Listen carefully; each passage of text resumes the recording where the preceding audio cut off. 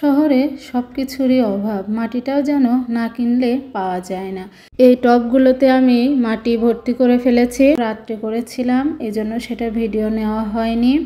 আর তোমার গাছ লাগাতে আমার ভালো লাগে, এটা তো আমার বন্ধুবান সবাই খুব ভালো করে জানে। তো রাত্রে আমি এই টবগুলোর মধ্যে মাটি এবং সার লেয়ার করে করে দিয়ে টবগুলোকে সুন্দরভাবে পরিপূর্ণ করেছি। এখন সকালে আমি দেখো কি করছি, তোমরা কিন্তু হাসবা না। এগুলো কি জানো? দইয়ের পাতিল। তো দই খেয়ে খেয়ে পাতিলগুলো আমি সংগ্রহ করেছি, কারণ ওই যে আমার কিসে কিসে গাছ লাগানো যায় সব সময় মাথার মধ্যে ওটাই ঘোরে। তো এতগুলো দই তো আর একবারে খাই নাই, একটু একটু করে একটা একটা করে হয়েছে, গুছিয়ে রেখেছিলাম। তো সেগুলো নোংরা হয়ে গিয়েছিল, তো মেজে পরিষ্কার করে নিয়ে আসলাম। এগুলো এখন আমি মাটি ভরবো। আমার তো শুধু সব সময় মাথার মধ্যে ঘোরে যে কোনটাতে গাছ লাগানো যায়। তো এখন এই ডিশগুলোর মধ্যে আমি মাটি দিচ্ছি।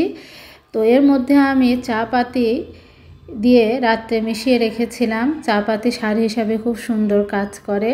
তারপরে এই মাটির সাথে কিন্তু আবার তোমার সারও মেশানো আছে। তো সেগুলো এর মধ্যে মেশানো বলে হয়তো বোঝা যাচ্ছে না, শুধু মনে হচ্ছে মাটি, আসলে কিন্তু মাটি না। এর মধ্যে আমি অনেক কিছু দিয়ে মাটিগুলো তৈরি করেছি গাছ লাগানোর উপযুক্ত করে। এখন এই টবগুলোতে আমি সুন্দর করে মাটি দিচ্ছি। তো হ্যালো ভিউয়ার্স, আমার বন্ধুগণ সবাই কেমন আছে? হ্যাঁ, যেটা বলছিলাম যে তোমার চা খাওয়ার পরে ওই লিকারটা কিন্তু মাটিতে টপের গোড়ায় দিলে অনেক কাজ করে। তাছাড়া আমাদের সংসারে অনেক সবজি কাটা কোটার পরে যেগুলো আমরা ফেলে দিই, ওগুলো ফেলে না দিয়ে যদি একটি পাত্রে আলাদা করে রেখে পচিয়ে টপের গোড়ায় দেওয়া যায়, তাহলে কিন্তু সার হিসাবে অনেক ভালো কাজ করে। তো আমার এই টবগুলোতে কি কি গাছ লাগাবো তোমরা বলো তো। তো এই যে আবার কি করছি দেখো, আমার এই যে বললাম না যে পানির বোতল, কোকের বোতল কোনো কিছুই আমি বাদ দিই না। যেটাতেই মাটি দেওয়া যায়, রঙের বোতলও তাতেও আমি দিই। তো দিয়ে এগুলোতেও মাটিগুলো দিয়ে সুন্দরভাবে দিলাম। এখন আমি এখানে ঝাড়ু দিয়ে পরিষ্কার পরিচ্ছন্ন করে নিচ্ছি। আমার টবগুলোতেও খুব সুন্দরভাবেই তৈরি হয়ে গেল গাছ লাগানোর জন্য। ওই প্লাস্টিকের টবগুলো আমি কালকে বাজার থেকে কিনে এনেছিলাম।